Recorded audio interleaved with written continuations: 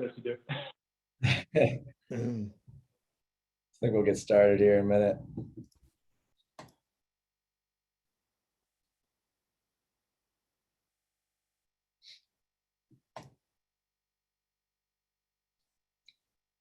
So I wanted to thank everybody. I guess we'll kick it off here. I wanted to thank everybody for joining this morning. This is our first official Atlanta Real Estate Network event. So the network has been in the works for some time now. So we're really excited to get this launched with today's virtual meeting. We plan on doing a lot more. You may have caught this when Roy and I were speaking earlier, but we plan on doing a lot more of these events, and hopefully most of them are in person. I know that that's been something we've heard a lot about from alumni in the past, is giving opportunities to network and have in-person events. So obviously there's some restrictions right now with COVID, but as soon as things lift, we certainly plan to bring different networking events and opportunities to tour projects that fellow alumni are working on. So most of you have probably received the invite to this event via email, which means that you were on the kind of initial alumni group and distribution list. But if you didn't and would like to be added to that, please let me know and I will make sure that you're added going forward. And then also a quick plug to if you're not already, to join the LinkedIn group for Emory alumni, real estate alumni. It's a great place to find job postings and also stay in touch with these type of events. And so with that, I have the pleasure of introducing Rob Bronner, who is Emory alum and executive director of the Atlanta Beltline Partnership.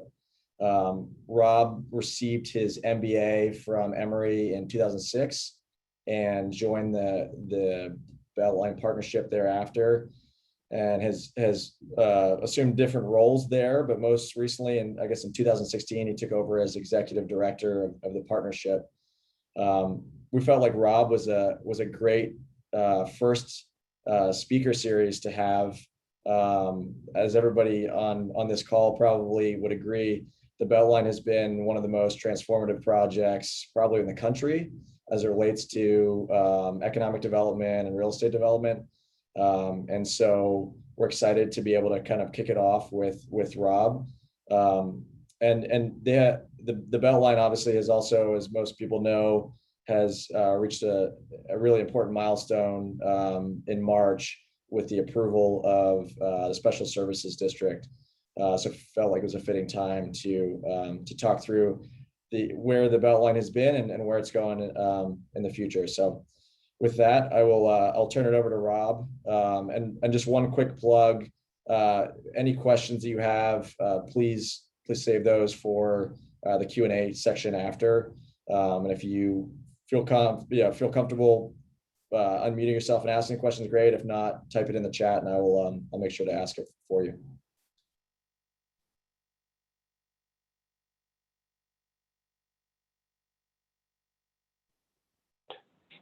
Is that my cue? All right. Thank you very much, Derek. Really appreciate it. It is great to, I guess, quite an honor to be the first. Hopefully, there's not too much pressure on that. Really grateful to all the support that Emory's given to the Beltline over the years. A number of different projects. Good to see Professor Black on the call, and I think I saw Steve Hinkle in the list of names who's done some work with us in the past. And Derek, you. Obviously, Derek was close to the SSD as a property owner along the Beltline as we were moving things through, and it's just been a great network of folks, Jim Irwin and many others. Today, what I wanted to go through was really about the Special Service District itself, but try to get through a presentation just to make sure everybody has kind of a level set on what the Special Service District is and how it's really helped to change the trajectory of the Beltline in very positive ways. I mean, this is just an absolutely huge milestone, but then really try to get to Q&A as quickly as we can, because I'm sure you all have lots of questions about kind of how it got done and some of the backstory that I'd be happy to share with you. But if we can I'll just start though by going into the Special Service District overall. And I'm going to try to clean up my screen here just a second because I think there's some black boxes that might be showing. Hold on.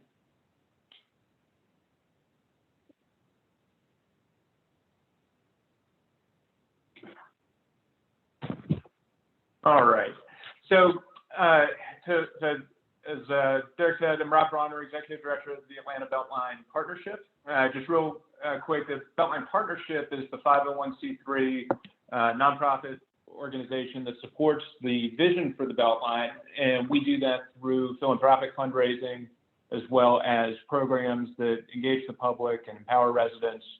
We also get to play an advocacy role for the project, and we work hand in hand with our partners at Atlanta Beltline Inc., which is led by Clyde Higgs, who's their president and CEO, and Atlanta Beltline Inc. is responsible for the overall implementation of the Beltline. Just for all those who may not know fully about the Beltline or maybe don't fully understand the total scope of the project, just real quick, the vision for the project overall is to be the catalyst for making Atlanta a global beacon for equitable, inclusive, and sustainable life. And, you know, as many of you all hopefully have experienced, Atlanta certainly has been changing quite a bit as the Beltline has been implemented over the past 15 years, but we still got a long way to go. But just real quick, starting at the top, you know, the Beltline started as a transit project and streetcar, and there is transit that will be coming to the Beltline that MARTA's working on. But at the end of the day, it'll be about 22 miles of pedestrian-friendly rail transit. There are in total expected to be 33 miles of multi-use trails. In fact, there'll probably be more than that. That includes the core 22 miles, and it's that core 22 miles that the SSD is most directly applicable to. But then there are also 11 plus miles of connector trails that help to feed residents in from other parts of the city into the main Beltline loop. The Beltline also includes 1,300 acres of new green space. So that's both the linear green space that you see within the trail corridor, as well as new parks like historic Fourth Ward Park, Stanton Park, Westside Park, which we're looking forward to opening up later this year, as well as future parks that are under development. But at the end of the day, all this infrastructure is really supporting economic growth and equitable economic growth. So the construction jobs, the full-time, 30,000 permanent jobs, right? The Beltline has been a catalyst, right? You see companies like Microsoft, you see new developments like Ponce City Market, 725 Ponce. In fact, you may have seen this morning a press release went out about a RFP for developing the Murphy Crossing site in Southwest Atlanta. But there's just really been a whole, new development of economic nodes that are supporting growth within the city and helping ultimately for Atlanta to move forward and attracting top talent and international companies, as well as supporting local companies like MailChimp and others who continue to do well. There's a tremendous amount of environmental cleanup that needs to be done. As you can imagine, the industrial nature of the projects around the Beltline have been, have left contaminated soils that are being cleaned up. And then really importantly, the affordable housing. So the Beltline is one of the kind of single largest investments in affordable housing, with funding generated through the TAD and other sources. There's a total goal of about 5,600 units by the time the project's completed in 2030. And then public art also to make Atlanta a higher quality of life, and world-class cities have world-class art, and the Beltline is certainly a place where art is showcased. So that's the overall Beltline project. And then, specifically as it relates to trails, because the Special Service District is a critical funding source to help complete that full 22-mile loop. So just as a snapshot, again, going kind of from 12 o'clock around the Beltline, you see things in green here are completed. So I think most folks are aware of the East Side Trail, the West Side Trail. Up on the north side, there's about a mile from around Bobby Jones Golf Course.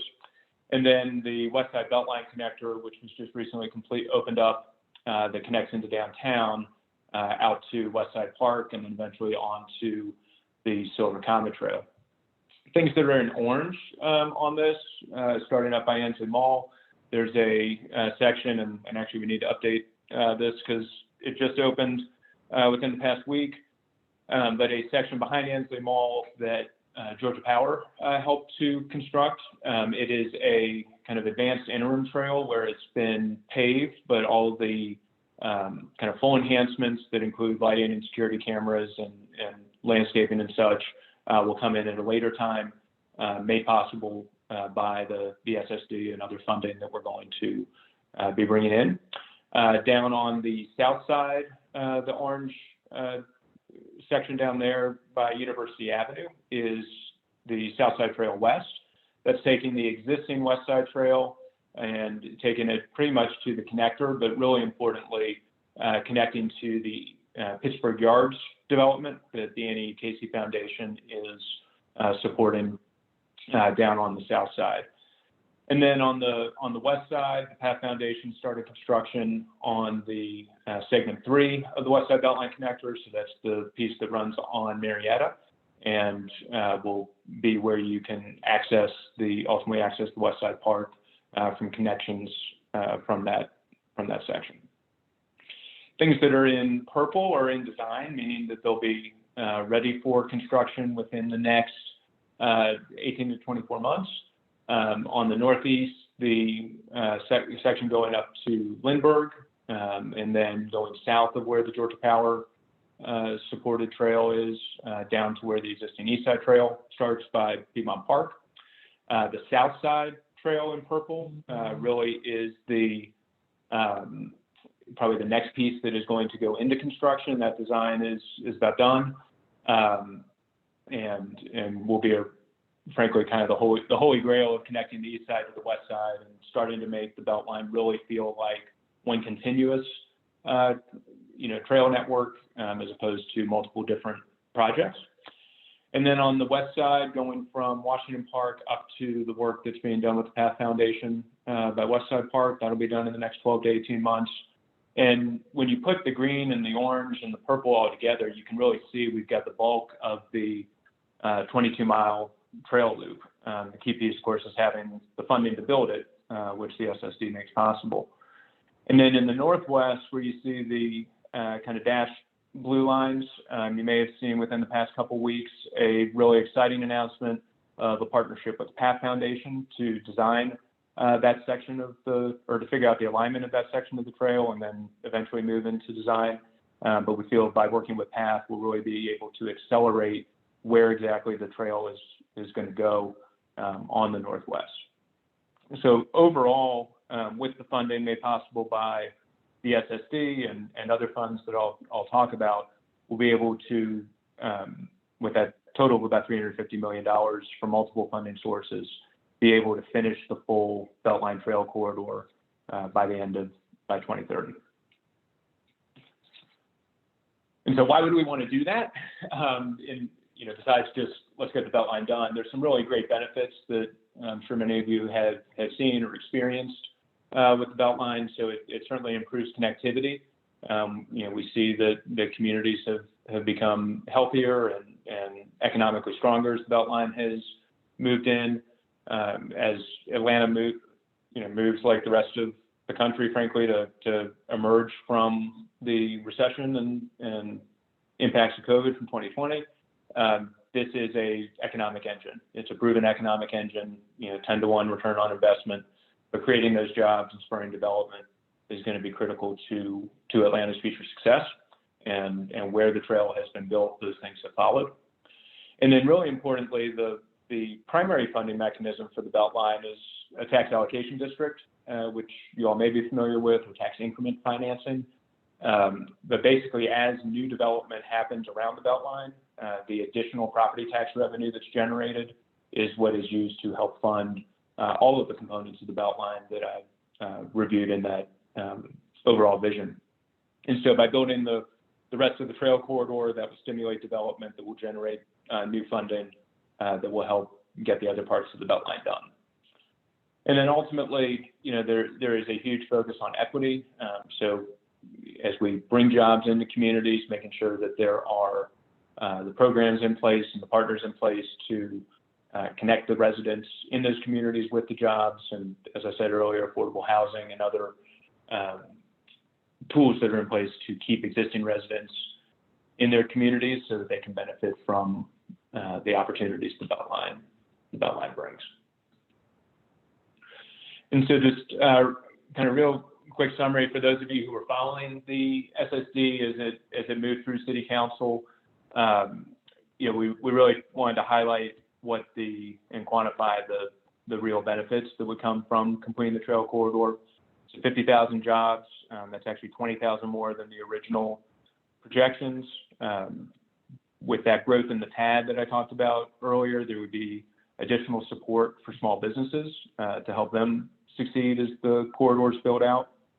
Really importantly, over or up to 50% of the construction funding, so a total of about $300 million is for the construction costs. There's another $50 million for land acquisition, but there's a commitment by Atlanta Beltline Inc. To have up to 50% of that construction funding be earmarked for minority-owned contractors. And that's more than a talking point. Atlanta Beltline Inc. has been doing a lot of work, both internally and externally, to make sure that from a procurement standpoint and how they handle construction, that those opportunities are genuinely available to minority-owned contractors and that there's a level playing field. And then also externally working with trade organizations and many individual contracting firms to make sure that those companies are prepared to do the work that's needed. Other benefits include an additional 40. Yeah. Sorry to interrupt your presentation. Your PowerPoint is a little blurry, and I'm not sure if people can actually read what's on the PowerPoint right now. Okay, I'm not sure was the whole PowerPoint blurry or just that last slide? The last couple of slides, it just went blurry all of a sudden. Yeah, people in the comments are saying it's blurry also.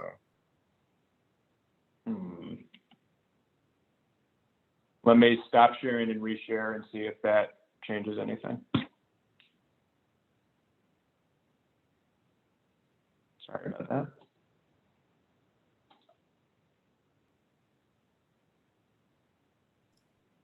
That's clear for me. Okay.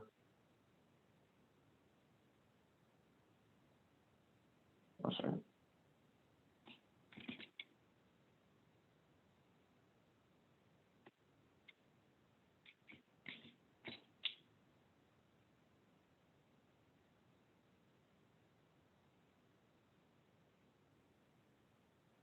that clear?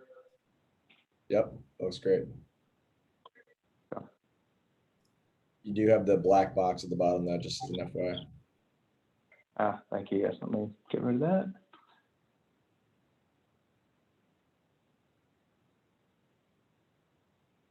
All right, how's that?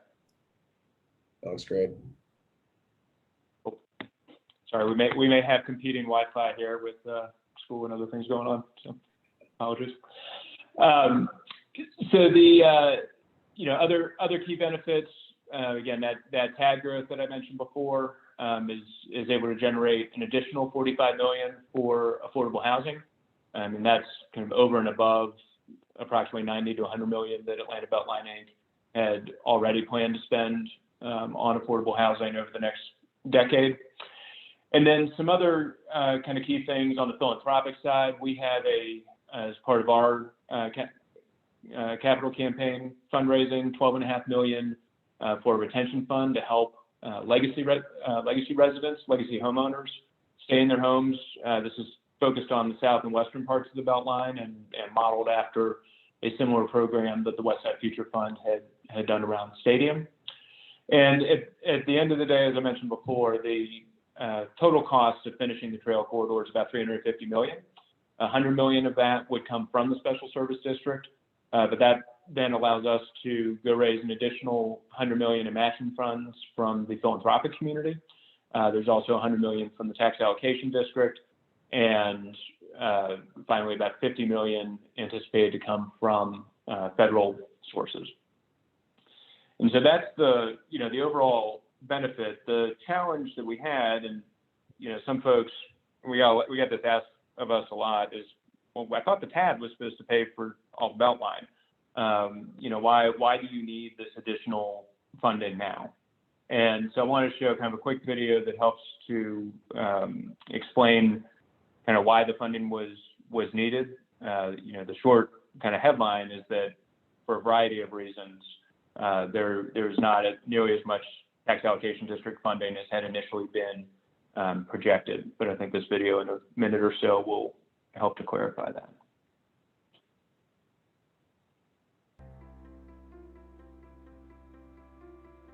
The funding premise of the Atlanta Beltline assumed trail will be built soon after the creation of our primary funding mechanism, the Atlanta Beltline Tax Allocation District, or TAD, in 2005.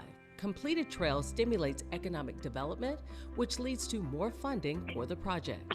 Several events hindered Beltline build-out in the early years. Lawsuits challenging the participation of schools in a TAD. Renegotiation of payments Atlanta Public Schools receive over the life of the TAD. Fewer bonds issued to fund corridor construction. Tax abatements. The Great Recession. These factors created uncertainty, slowed down economic development, and reduced TAD revenue in the first decade of the Beltline, which impacted the compound growth in funding that would have come from stimulating more TAD growth. New sources of revenue are critical to fill the more than $1 billion funding gap and to keep our promises to deliver the Beltline vision.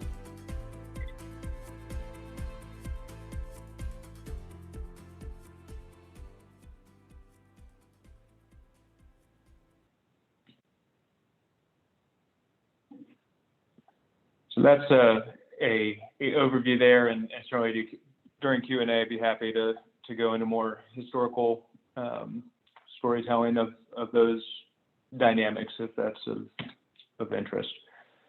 But really quickly, the what is the special service district? Special service district. Sorry, I hate to do this again. It looks like it's blurry. Yep. Okay.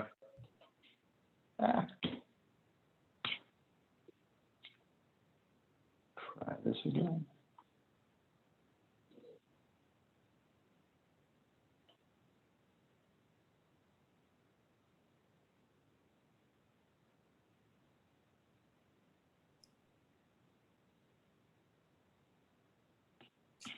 Better? No, still. No? No, it's not, unfortunately.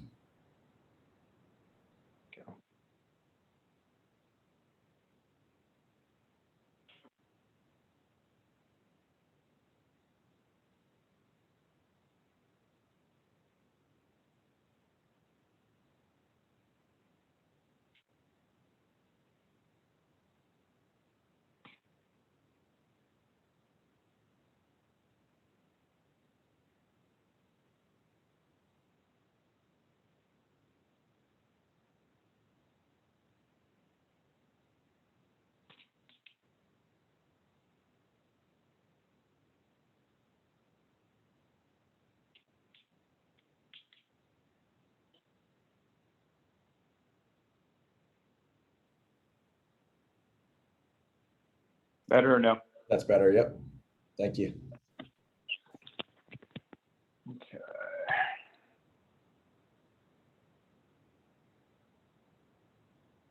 All right. Still okay? Yep. Okay.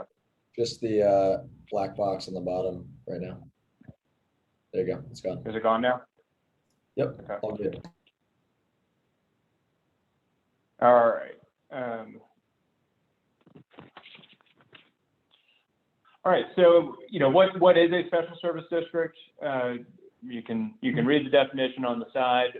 For those of you who are familiar with community improvement districts or CIDs, it's similar, but there's some key differences. One being that a special service district can include multifamily, whereas commercial improvement districts can only improve commercial. And then another kind of key difference is that a special service district legislatively can be enacted by the Atlanta City Council. So as the process was moving forward for this to happen, it was a majority vote of City Council, ultimately 11-2, to set up the special service district. Whereas the CID, there's a kind of signature process that goes into that, and that's because the CID actually gets its own taxing authority, whereas in this case, it's actually the City Council that is levying the property tax. And you can see, from this map, essentially for the Beltline Special Service District, we ended up looking within the Beltline planning area. So this is the area that Atlanta Beltline Inc. is responsible for putting together the master plans to develop the shape of development that happens around the Beltline. It is generally a half mile on either side of the Beltline. There are some places where the tax allocation district extends beyond that half mile, and so where you see those kind of jut outs, that is the reason why. But the pink lines in here are for the commercial and multifamily properties within the Beltline planning area. And so in terms of the process, so the full City Council approved the legislation on March 15th. It's now gone to the Fulton County Tax Assessor to set up the tax tables and the districts so that the SSD assessment, which is 2 mills, which is a relatively modest, less than 5% assessment, that will appear on the tax bills that go out in the fall. There will be bonds issued to bring the funding forward. So again, it's $100 million that would be used for trail completion. And just to be clear, the funding is exclusively for completion of the trail corridor. So that's the design, the construction. It can be used for the land acquisition needed to acquire properties where the trail will go. But one of the things is we worked with property owners on setting this up. It was clear that the desire was to exclusively have those funds go towards the trail completion. While there may be other parts of the Beltline that are important, the thing that really united and unified all of the property owners around the Beltline was getting the full 22-mile trail corridor finished. And then the key piece also is in terms of raising the additional funds that are needed to get to that total $350 million need. On the philanthropic side, which falls under the partnership, we have been having conversations with key funders for, frankly, a few years. In parallel with the conversations we've been having with property owners to establish the special service district. And we moved forward with this knowing that the philanthropic community was ready to respond. So we're in very active proposals and advancing funding requests to some key foundations in town, and anticipate having some very good news to share here in the next month or two. And then finally, the federal funding, which is about $50 million of the capital stack. There's probably about $16 million that's already been secured. Also, the Atlanta Beltline Inc. has been given the go-ahead by the mayor and the city to advance the South Side Trail for the next round of what is now called RAISE funding. So under the Obama administration, it was Tiger. Under the Trump administration, it was BUILD. Under the Biden administration, it's called RAISE. But essentially, these are all transportation funds, and trails count as transportation. So we'll be moving forward that federal funding request and look to put everything in place before to get that funding in place to finish the Beltline by 2030. And that is the overview of the project, the SSD overall and kind of what it is. I will be happy to answer I'm sure you all have questions kind of about how do we get it done? And I'm happy to answer those, but I'd rather do that in response to questions you have than continuing to speak at you.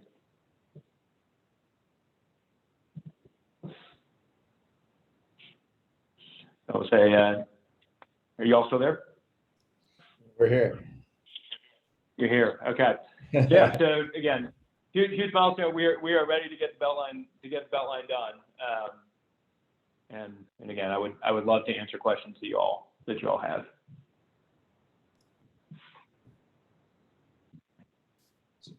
So I can go first. Just Sure. You touched a little bit on the $100 million number, which I believe is the amount of bonds that are being issued, and then obviously the Special Services District will pay down those bonds. What's the expected timeline for that to be complete? Because this is, in my understanding, kind of a temporary Special Services District in order to specifically pay these bonds off, and then once that's done, is that all accurate? Yeah. So the kind of agreement here that we had with property owners as we move this forward is that the Special Service District is a single purpose district to generate $100 million to help finish the trail corridor. And so the bonds will be issued as soon as possible, and we're working with bond counsel and everything to figure out the right timing in the markets for that. But then as those bonds are paid off and the $100 million is reached, as soon as those bonds are paid off, the Special Service District will dissolve and sunset, so that and that assessment will come off of the tax bills. And so the bonds themselves will be 30-year bonds, although that is based on where the digest is today. So as the digest, as new development happens, the digest continues to grow. We fully expect that those bonds will be paid off much sooner than 30 years, likely 15 to 20. And so at that point, the SSD would sunset. Got it. Appreciate that. There's a question in the chat from Brian Katz. He asked, does the proposed Biden infrastructure bill include any funding for projects like the Beltline? So the infrastructure bill, there are people who are looking closely at that. So the answer is yes. And actually at the, I can't remember if it was House or Senate, but one of the hearings that they had about the infrastructure bill, the Beltline was actually mentioned specifically as a project that is the type of project to be invested in. So that was certainly a very exciting signal. I don't have like the explicit details, but certainly the Beltline is the type of project that or at least a portion of that infrastructure bill would be supporting. And then again, there's the RAISE funding, which is a program that has existed under multiple administrations, just with a different name, that we're moving forward in submitting an application for right now.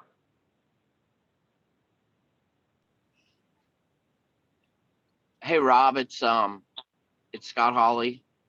Thank you for making. Hey, thanks for making time for us today. One of the things we love is a great career story, and an atypical great career story is even better. So, if you go back 15 years when you were finishing your MBA, can you kind of walk us through what led you to where you are, and sort of what kind of passion that took and still takes?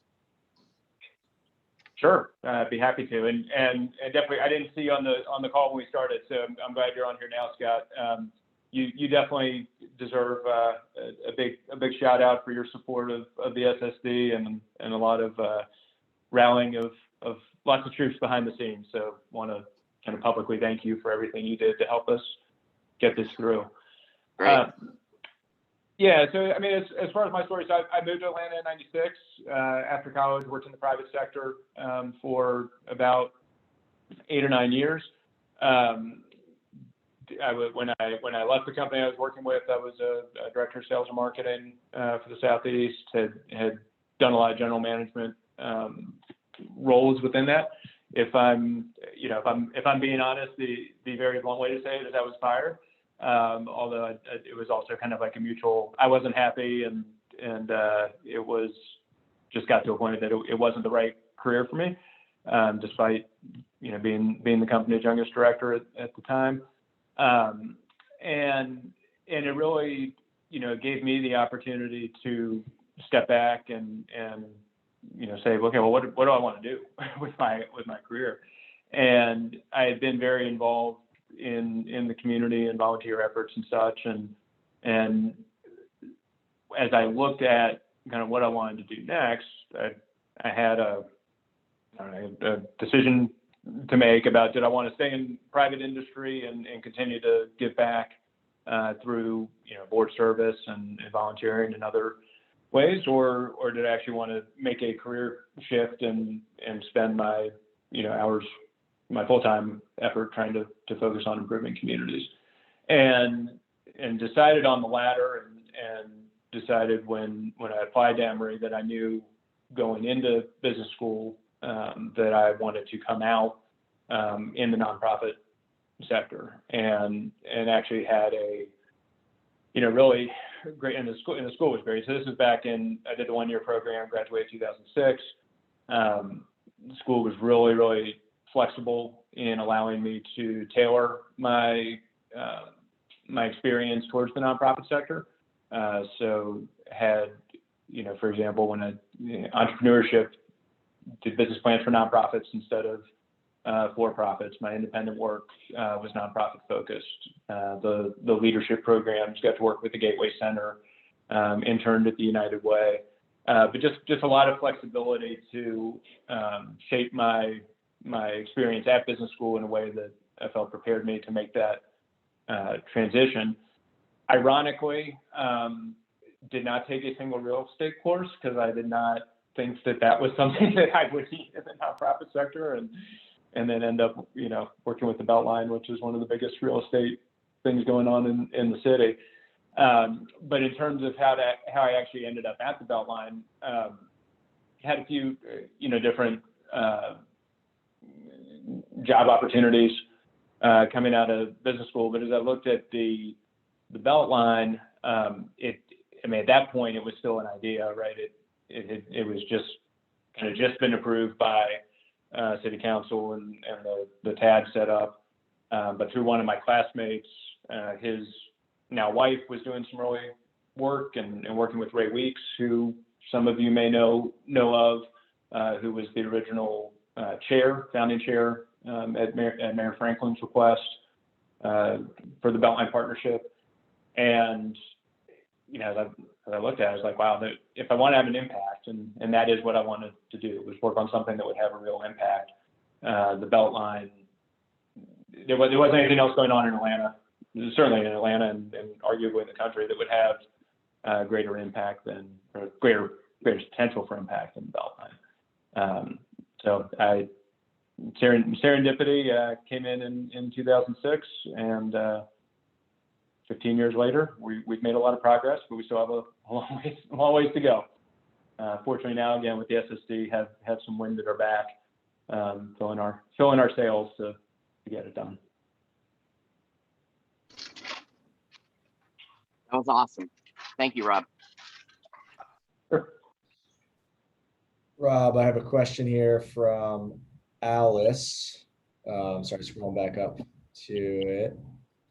She said, given that the Southside Trail funding has been rejected twice in the past, during the past administrations, what is the likelihood of approval under RAISE?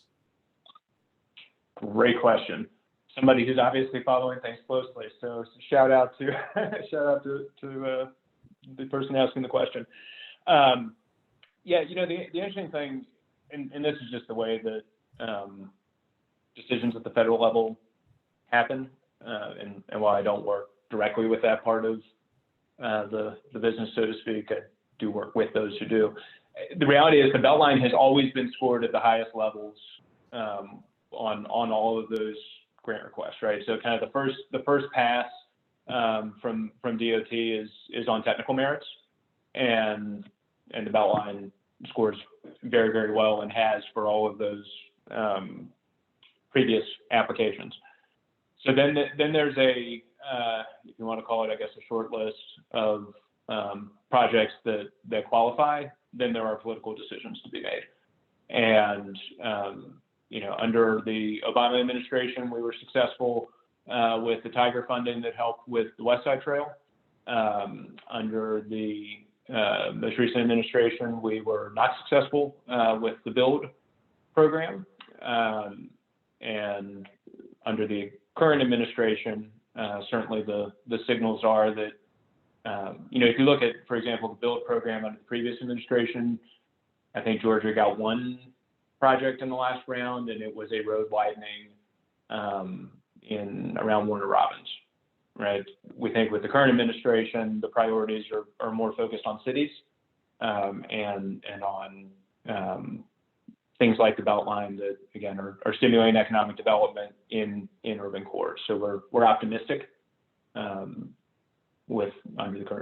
those political decisions. Appreciate that. Next question is from Brian, and he said, yes, is there still consideration to add rail adjacent to the Beltline? The question is there still intent to add rail? Was that the question? That's right. Is there still consideration to add rail adjacent to the Beltline? Yes. So rail is, it was what the kind of the foundation of the Beltline was. Ryan Grabel's thesis was based on improving the transit network. So MARTA is really, I'd say the lead on that. So with the voter approval back in 2016 of the More MARTA sales tax, there's about $900 million that is allocated to advance transit on the Beltline. There are some, there's what would be first would be taking the existing streetcar, kind of extending it out to the East Side Trail. There's, it sounds like based on what I've heard recently that MARTA is taking a deeper look at some of the transit design work that has been done, and it sounds like there might be some key points that need a few, some additional review. But absolutely, the transit is fully expected on the Beltline. It will not be finished by 2030, but in terms of how the Beltline is being designed, it is in preparation for transit, and MARTA, working with the city and ABI, is really the lead on that. And so, just a follow up to that, how does that, how does the coordination between the trail and the light rail, I mean, are they in conflict with each other at any points? And how does that, especially as it's built out, how does that kind of play out?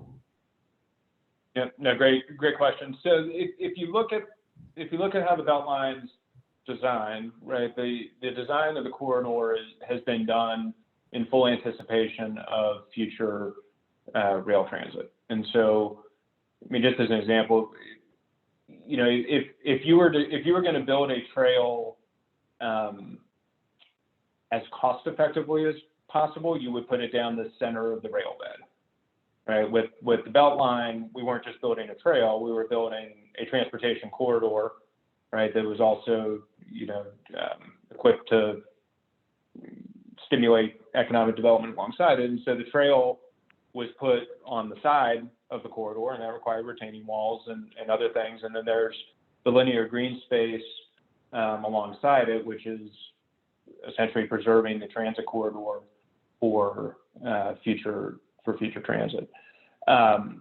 So from a design standpoint, transit's absolutely been contemplated and included in that design from the beginning. One thing that, I mean, when you're walking down the Beltline, for those of you who spend time on it, there's certainly areas where you would say, gosh, how are they going to fit transit there? Well, one thing to remember is that the property line of the corridor may be down, might be down a slope, right? And then when transit comes in, what would end up happening is retaining walls get built that actually widen the corridor out. And then there's some other places where for, just being reasonable in terms of cost, like for example, under the Virginia Bridge, where for now the trail kind of jogs and goes under the opening that was currently there. When transit comes in, you'd have to replace that whole bridge, straighten out the trail, and have transit go. But, those are decisions that are made for, I think, very reasonable cost decisions until the transit funding's there to do the full build out. That's helpful. Appreciate that. A question here. Sorry, I'm trying to go back up my list. From Pamela, she asked, is the updated map of completed trails available in Atlanta on the Atlanta Beltline website? Yes. So if you go to beltline.org/map, you should be able to click kind of check boxes for completed trails. Also, if you go to beltline.org/SSD, you can see a projected timeline of when kind of different trails would be at different stages over the next 10 years. And then a question from Kevin. How will the Beltline cross the connector? Is the DOT part of the equation? So yes, there's a lot of coordination with the DOT. If you're talking about the connector I'll step back. One of the great things about the Beltline generally is because it's predominantly built on existing rail corridors, the railroads were here before the highways. So in most places, the Beltline either goes under the highway or over the highway, right? So like I-20, for example, on the east side by Glenwood Park on Memorial, it's running on Bill Kennedy Way. That was there before the highway. On the west side, it goes under I-20 because the railroads were there before the highway. So on the south side, there's already an existing tunnel or basically the highway was built over the rail corridor. So it already passes underneath that. So I don't know which part of the connector, assuming that's on the south side, there's already the railroad already runs under the connector.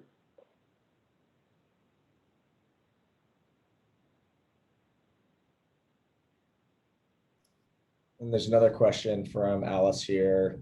The latest headlines speak to MARTA doing more feasibility studies for the rail, and there appears to be commentary regarding the necessity of doing this study again. Can you speak to whether this will slow down the implementation or whether this is a positive sign that it means MARTA is getting serious about the implementation?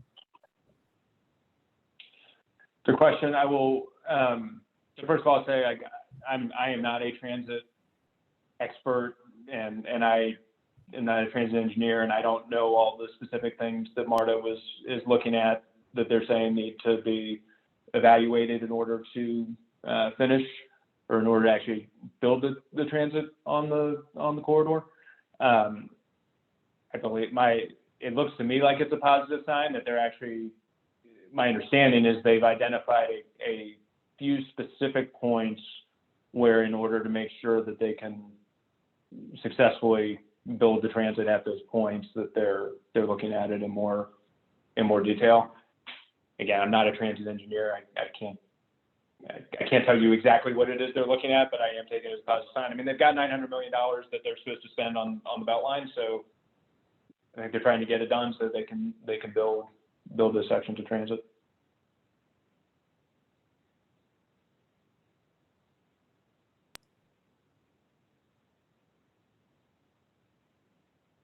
That's all that I had in the chat so far. Anybody else have questions for Rob? Rob? Hi, Roy. Yeah. I had a question for you about the mix of affordable housing. What is that proposed mix going to be? Is it going to be apartments, condos, any community land trusts, single family, freestanding housing? What's going on with that? all the above. So obviously, affordability and affordable housing is a key priority for the city overall. I mean, it's not just Atlanta, right? It's cities all over the country who are wrestling with this. What I'll say around the Beltline, there are a few different strategies at play. So first of all, I'll say for the affordable housing, that 5,600 unit goal that's out there as part of the redevelopment plan. That, just to be clear, that is 5,600 units within the tax allocation district. There and ABI is absolutely tracking against that and has the plan to how they're going to get to that 5,600 units by 2030, made part impossible by the additional TAD funding that'll be available as a result of the SSD. We also track, Atlanta Beltline Inc. also tracks affordable housing that is within the planning area, but not within the TAD. And there are literally some places where a property that is right up against the Beltline for historic reasons may not be in the tax allocation district, but to the people living there, it's affordable housing on the Beltline. So that is also being tracked. So that number in total will end up being more than the 5,600. That said, the affordability is for both renters and homeowners, and on the homeowner side, both single family and condos. From a rental side, inclusionary zoning, which the city set up a number of years ago around the Beltline, is a key piece to delivering the affordable housing, and part of the value in building out the rest of the corridor is that as it generates or stimulates new apartment development around the Beltline, those apartments are subject to inclusionary zoning, so a certain percentage of their units will be affordable. Atlanta Beltline Inc. is also taking a land acquisition approach to secure key sites to help get longer term and deeper affordability. So that Murphy Crossing site down in Southwest Atlanta, that's essentially right on the MARTA line and the Beltline in Oakland City. That will likely be some sort of mixed use development that will include housing, and there'll be provisions in the development agreement that's longer term affordability. There's some other key acquisitions you may have read a couple months ago. Wells Fargo sold at a very discounted rate some property up in Buckhead on Garson Drive near the Lindbergh area that Atlanta Beltline Inc. will use to develop housing on. And there's some other key acquisitions, one on the west side by Westside Park that's got some mild media coverage so far. But again, that land acquisition strategy allows you to develop longer term, deeper affordability. Atlanta Beltline Inc. is also not doing this all by themselves. So there are a lot of different agencies and partners who help to deliver affordable housing in Atlanta. Obviously, Atlanta Housing is a key partner. They have some key sites around the Beltline that they'll be developing. If you think, for example, the former Englewood Manor down Boulevard on the south side, just south of the zoo, that's a huge tract that Atlanta Housing will be developing. The community land, the Atlanta Land Trust, which you mentioned, Roy, the model for permanent affordability, both on the single family side as well as multifamily, is very much in effect. So Amanda Ryan runs that organization. I actually am on the board of that organization. But they're really focused on specifically the community land trust model, which Emory business school students helped us kind of get a good model for doing that. But that community land trust model really ensures permanent affordability that allows residents to build equity, but also preserves lower cost housing over time. So again, it's a bunch of people playing with a heavy focus around the Beltline, and full confidence that Atlanta Beltline Inc. will be able to meet that 5,600 unit goal, which is kind of the letter of the law. But there's a lot more work that's being done, even outside of that 5,600 to advance support or to make sure that neighborhoods retain affordability.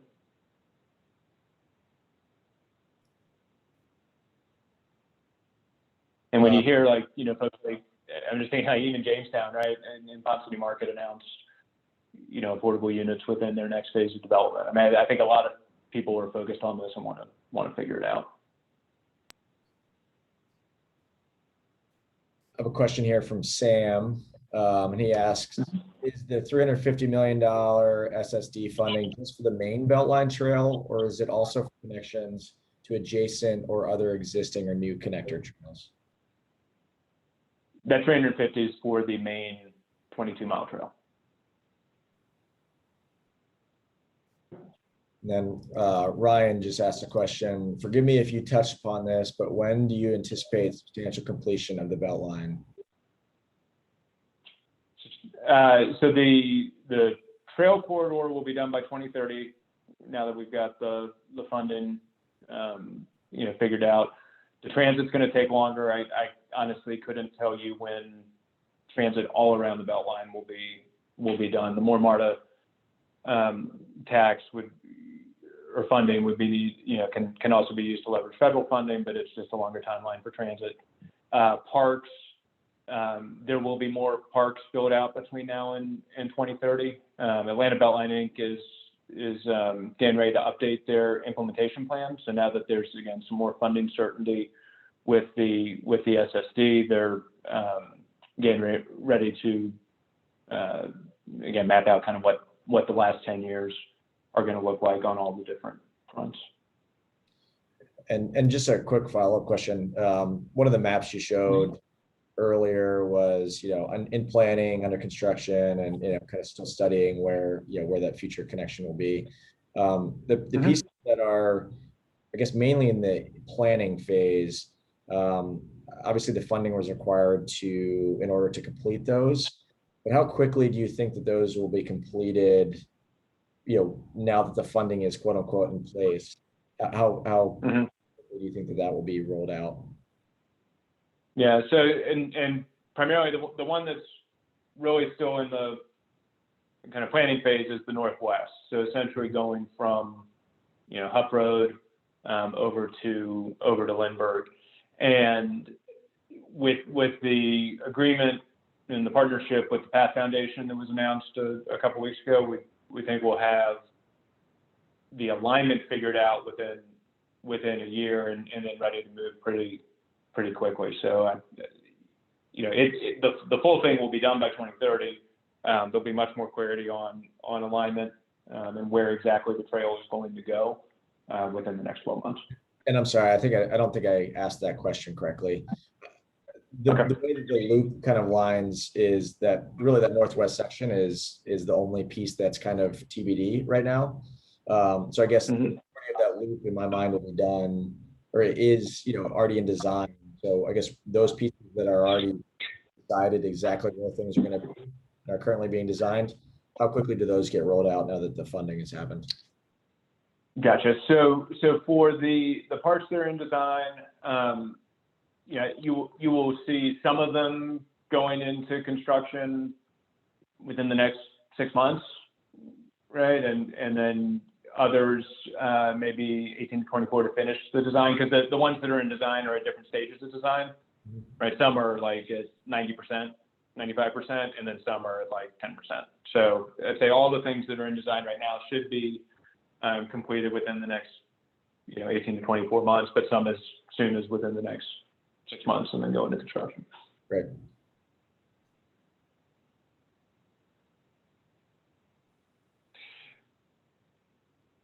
So I thought somebody was going to ask, like, how do you get a property tax approved by, like, during a pandemic by city council when it's an election year? But I guess not.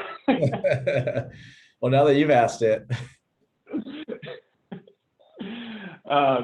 No, what I would say is that the SSD was, frankly, a number of years in process, and some of y'all, if you've been saying how closely you follow it, may remember a few years ago, there was actually an effort at the state level to set up what would essentially be the process create a special service district. This is actually back when Mayor Reed was in office.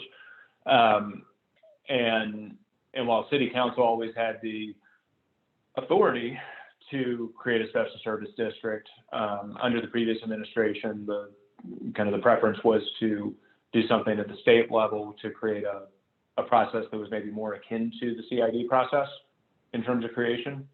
I think as time wore on and we really were getting to the point where, frankly, the Beltline was not going to, the trail piece of the Beltline was not going to get done if we did not bring in funding now. Mayor Bottoms and City Council were willing to pursue this way of setting up a special service district, which again is fully authorized under the Georgia state law. But the conversations, and I mean, again, Scott knows this, and Derek, I know you came on maybe a little bit more recently, but some of these conversations with property owners really started with a lot of the major property owners, the Matt Bronfmans, the Scott Seeligs, the Tim Tragers, saying, gosh, how do we get the Beltline done sooner? Do we really have to wait till 2030? Now that was 5 years ago. But we had started those conversations with them, and they're really pushing for creative ways to figure out the funding that was needed to get it done. And so as we moved that through, obviously in parallel, we were having conversations with the philanthropic community, and we had actually on the fundraising side had tested before you go out to market with a big campaign, you do what's called a feasibility study, and there's some confidential conversations that are had with a pretty broad swath of donors to make sure you're aligned in terms of how their investment interests and the scale of their gifts and such. And what we had tested pre-pandemic was securing philanthropic funding for the pieces of trail that were ready to go into construction pretty imminently, which is typically what had happened. So the philanthropic community generally has said, come to us with things that you can actually cut a ribbon on within the next couple of years. And so that's what we put in front of them. And what the feedback that came back was, we need to get the Beltline done, right? They were aware that we were having some of these conversations about the special service district as well. And they said, show us a plan that actually gets the funding in place to get the full Beltline trail corridor done. And that really, and that they would be willing to invest over a longer period of time at a, pretty major level. And so that really changed the trajectory of our conversations around the SSD and the urgency and the support for it. And then when we were actually preparing to introduce the SSD before the pandemic hit, and then COVID hit, and so everything kind of went on pause. But then that also gave us the opportunity to step back and really focus on what the benefits of finishing the trail corridor were, right? Not just for the sake of finishing the trail, but all those other economic and equity benefits, and thinking about, okay, well, what does this do to the TAD funding, and how can we support the city's affordable housing goals more robustly, and make sure we're helping small business and others who are struggling during COVID. And so that set of benefits that I shared with you during the presentation, I think that was ultimately what, from a more political standpoint with the mayor and city council, was really compelling. And this became not something to do despite the pandemic, but actually something to do because we need to move forward and get the economy kickstarted. And so as those conversations happened with city council and others, and we had some great leadership on the council, particularly Matt Westmoreland and Dustin Hillis, who's the sponsor. But we were able to work it through and have the public meetings and get it done. But it really came down to people believing and seeing that there was a lot of both economic and equity benefit to finishing the corridor, and frankly, the risk of the Beltline not getting done by the time the TAD expired in 2030, because we really were running out of time, right? But when we first started conversations with property owners 5 years ago, it was how do you get it done sooner? As time marched on, it was how do we make sure we get it done? It's really good insight. I appreciate that. Then just final question, and then we can wrap things up. This is from Michael. Yes, if you're a part of designing a similar system for a different city, how would you build the process from the ground up, given the lessons learned at the Beltline? Wow, Michael, great question. One to end on. So I say this a little tongue in cheek. Make sure that your main funding source is fully constitutional under your state law, because really what got us into a lot of this challenge was, and it was in the video, but worth kind of clarifying, is that tax allocation districts as a funding mechanism, or at least the school's participation in tax allocation districts, ended up being deemed unconstitutional by the state of Georgia, by the Georgia Supreme Court. And the Beltline was the case, right? So when the TAD was set up back in 2005, and we moved forward with bond validation, there was a intervention by John Woodham, who doesn't get nearly enough credit for holding up the Beltline as he deserves. But between John Woodham and the Fulton County tax assessors, they challenged the validation of, or not, they're the Fulton County, not tax assessors, I'm forgetting the name, the advocacy organization who tries to keep taxes down. So they challenged the validation of bonds and kept on appealing, and they lost at every stage up until the Georgia Supreme Court. And then the Georgia Supreme Court agreed with them that under the educational purpose clause of the state constitution, that schools couldn't participate in tax allocation districts. And many of you all probably know that's half of the funding. And that, so that while all that was working through the courts, we weren't able to issue bonds, right? And again, the whole premise of that was let's bring lots of money forward at the beginning to start building the Beltline as quickly as possible to generate new development so that there's, the TAD grows.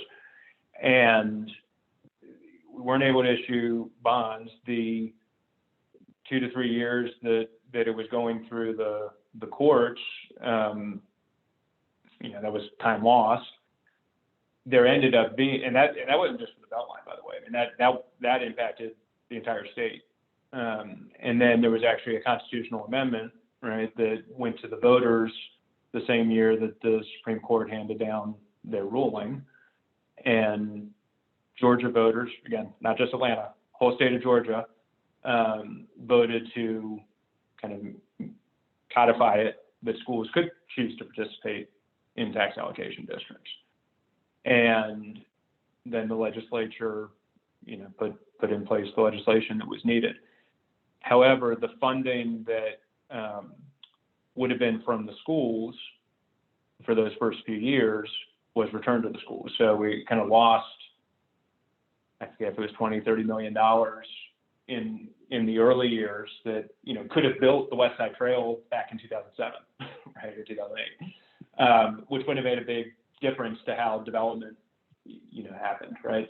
And then with this is again getting in the weeds, but it's really important to understand how come Beltline's not finished yet, is that the pilot payments, so as part of the way the Beltline was set up, Atlanta Public Schools was set to receive payments starting in year 6, right, throughout the rest of the TAD, as kind of compensation or to help offset some of the funding they were putting into the TAD. Those were written in as dollar amounts. It was supposed to be 5%. It ended up being dollar amounts, and because we lost that early growth, it was actually at a point at which if the letter of that agreement had been carried out, essentially all of the funding from the TAD would have just gone to the public schools and the Beltline would have shut down. And so that led to pretty intense negotiations between the city and Mayor Reed and public schools. Anyway, it all got resolved in 2016, but that's 10 years in, and it wasn't until that was resolved that the bond market would actually accept a full bond for the Beltline. So we lost a decade of being able to bring a bunch of money forward to build the Beltline, which then, you know, reduced the amount of growth that happened.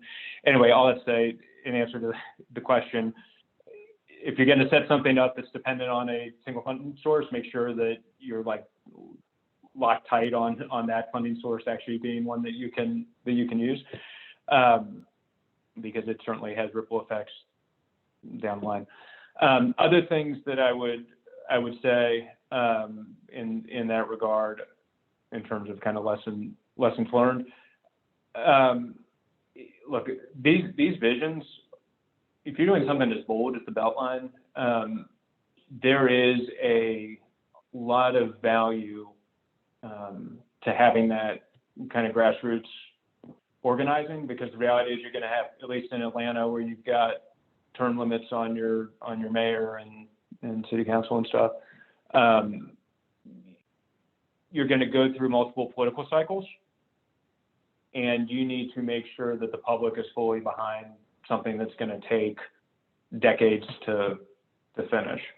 And you know, and to update your I frankly feel like we need to update our implementation plans more regularly than has happened. There's been, just because of leadership changes and stuff over the years, but to keep people focused on measuring the progress and being real. Like, if you don't have the money, you got to let people know you don't have the money, which we finally did with the SSD, I think, and Clyde Higgs deserves a lot of credit, and Mayor Bottoms deserves a lot of credit for just being honest about what the funding situation was for the Beltline. I think under previous CEOs, there was a hesitancy to say, like, we don't have the money, and as a result, people don't know that they need to rally to help you.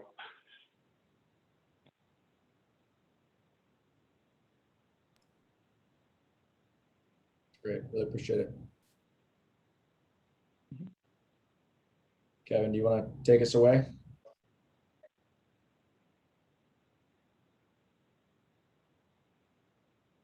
You're on mute.